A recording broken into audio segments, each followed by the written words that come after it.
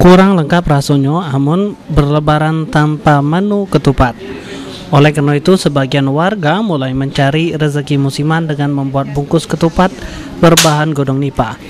Bahan dasar yang tahan lama membuat pembuat ketupat mampu membungkus ketupat sampai ratusan biji siap jual.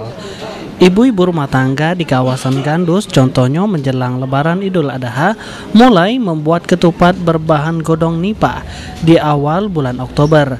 Dalam sehari, mereka mampu membuat sekitar 100 biji buah ketupat dengan jenis anyaman biasa. Menurut mereka, harga ketupat pacak jadi mahal, amun menjelang Lebaran. Sementara di hari biasa, pembeli ketupat cuman datang dari para pedagang sate bae.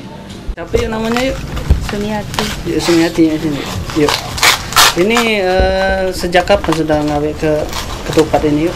Yo kalau sebanyak ini kan kadang tuh sebulan. Sebelum itu. Nah ini bahannya dari mana yuk? Daun ini. Daun pucuk. Daun pucuk ya? Daun pucuk. Daun pucuk susah tak dapat daun pucuk sekarang? Iyo, kalau kita beli juga mahal. Nah ini kita jual rencananya nak kemana kita jual? kalangan. Kalangan. Iyo. Dijual berapa sih kak yuk? 10-nya kadang 4.000, 3.000. Habis tak ini seluruh ketupat nih? Yo lama juga. Lama juga. Kalau tidak seminggu ngabiskannya tuh kan, nak ngelakukannya tuh.